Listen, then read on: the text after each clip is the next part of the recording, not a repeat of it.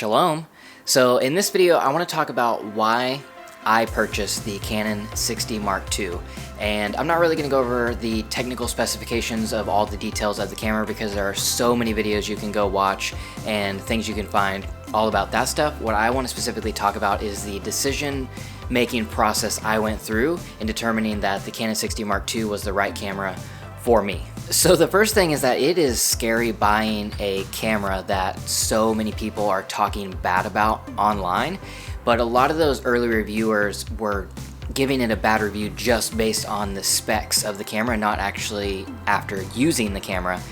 But even still, that swayed me into thinking, okay, 60 Mark II, crappy camera, didn't give it a second thought. I was only considering like a Sony a7S or Panasonic GH5, and that was it. I was just trying to decide between those two because that is the two main cameras that I see most vloggers using, and I see vloggers like Casey Neistat and Yoon Olsen and these people who have virtually unlimited means to use whatever camera they want, and yet the camera they choose to pick up every day at the time was the Panasonic GH5, and so I was like leaning more towards that. But then I also see a lot of filmmakers using the Sony a7S too.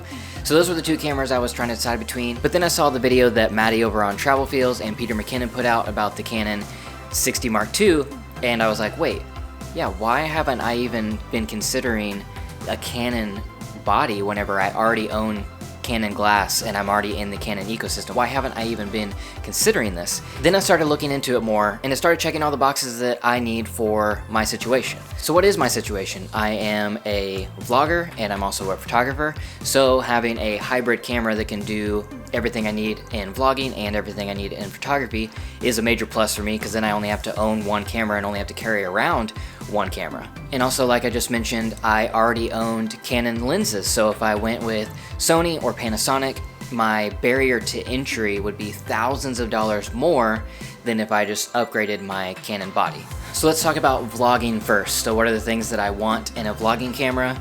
The first thing would be autofocus, and Canon is kind of known for having really great autofocus, and after having this camera for about a month and making 3 videos a week with it, I can attest that the autofocus is really good. But another thing that is great about the 60 Mark II is that even if it misses focus, the second thing that I want in a vlogging camera is a flip out screen, which the 60 Mark II has, and so all I have to do is tap the screen to fix the focus, and it's proven that once you kind of tap on something, it locks in on, like right now it's tracking my face, so no matter even if I step back or I come forward, it's tracking that and keeping my face in focus. And if you want a real world example of kind of how this worked, is I put out a video a little over a week ago about not caring what other people think about you, and in that video I get kind of passionate about what I'm talking about, and so I start moving around a lot, and I'm like going forward and back like the whole time, like talking to the camera, and it did a really good job of tracking me. So I'll link that video right up here, and it'll also be in the description below. The third thing I want in a vlogging camera is a microphone input, so I can use whatever microphone I want, and with pretty much any DSLR, they all have microphone inputs, and the 60 Mark II is no exception to that. And the last box on the vlogging list is being able to shoot in slow motion. And the 60 Mark II, I think, only squeaks by with checking that box because it shoots in 60 frames per second, which does allow me to slow down the footage to 40% of the original whenever I'm editing in a 24 frames per second timeline.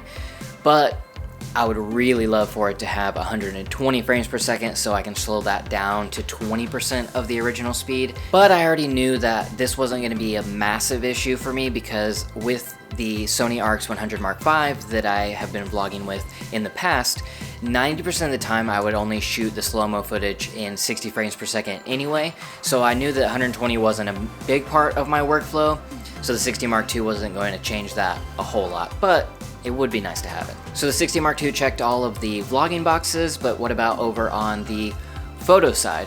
Well, for me, I wasn't concerned about this one at all because I previously owned the 60 Mark I, so I was very confident that it could meet all of my needs as far as photography. So with all that in mind, the 60 Mark II checked all of my boxes, and I mean, with the case of slow motion, it was only a half check, but it still checked that box, and so I purchased it, and I've been really happy with the camera. It's doing everything that I want it to do, and I've actually been pleasantly surprised with a few of the things that I didn't even think about, and that is one, battery life.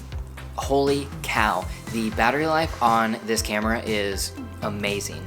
One battery lasts as long as like probably 3 charges of my RX 100 batteries. And actually, out of the last month of vlogging with this camera, I've only used one battery for every single vlog. I haven't had to change it one time. I carry an extra one with me just in case, but I have not had to use it. Another thing that surprised me, and even surprised me more than the battery life, has been the low light capabilities. And if you pay attention to camera things, you know that like Sony and Canon debating back and forth have always come down to Sony's amazing low light capabilities, and Canon like ADD users are always complaining about how it sucks in low light. The Canon 60 Mark II has really surprised me in its low light capabilities, and I don't even have the highest ISO settings on. Now, from my experience of using Sony cameras, the Sony cameras are absolutely amazing at low light, and comparing that to the Canon, even if the images are about as bright as each other at the same ISO settings, the Canon definitely has more grain. So right up here, I'm going to link a vlog that we filmed completely at night so you can see a real world low light test of the camera.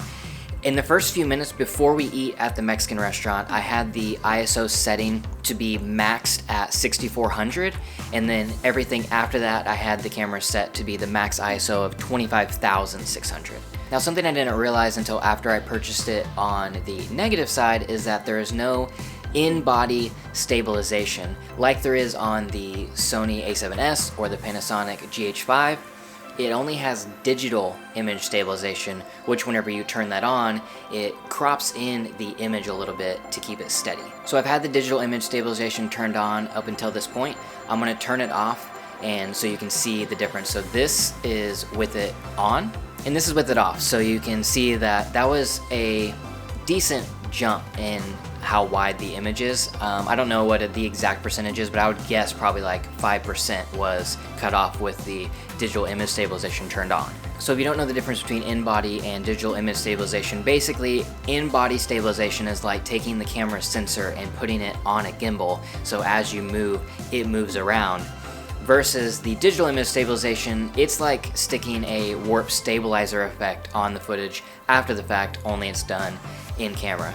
Both of them work, both of them stabilize the image, but in-body stabilization is always going to be better than digital image stabilization. So other than the image being cropped in, the only other problem I've kind of seen with the digital image stabilization is sometimes whenever I'm trying to get like a smooth panning shot, the image stabilization will actually fight me because it's trying to keep that image steady and I'm moving, and so that it actually causes the footage to jump, which obviously that is annoying, but with the 60's touchscreen, I can easily turn off the digital image stabilization to get the shots that I need really quickly. Would I rather not have to do that? Yes, but the settings aren't like cumbersome to turn it off really quick. So now let's touch on the major thing that everybody was really crapping on this camera for, and that is the lack of 4K.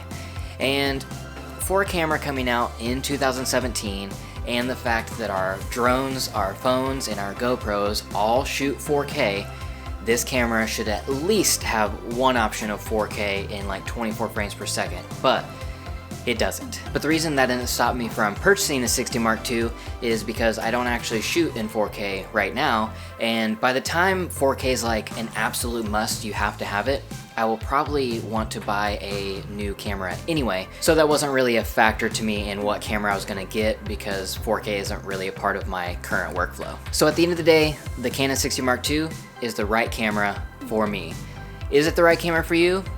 I don't know what your needs are, but if you are a vlogger who is wanting to move up from a point and shoot to a DSLR, or you have a crop sensor camera and you want to move up to a full frame, I would definitely say that the 60 Mark II might be like probably one of the best vlogging cameras on the market today. So that's it. That's why I purchased the 60 Mark II. Hopefully this was of some value to you. I wanted to make a video about why I purchased it, kind of my decision-making process, and not about the specs. So that way you can maybe take that info and apply it to your needs, see which camera checks your boxes so you can find the camera that's best for you. Because I think if we just look at what's the best camera, we end up going down this long rabbit hole chasing what's the better camera and which one has the better specs, and that never ends. There's always a better camera because there's always a higher price point that you can get something better.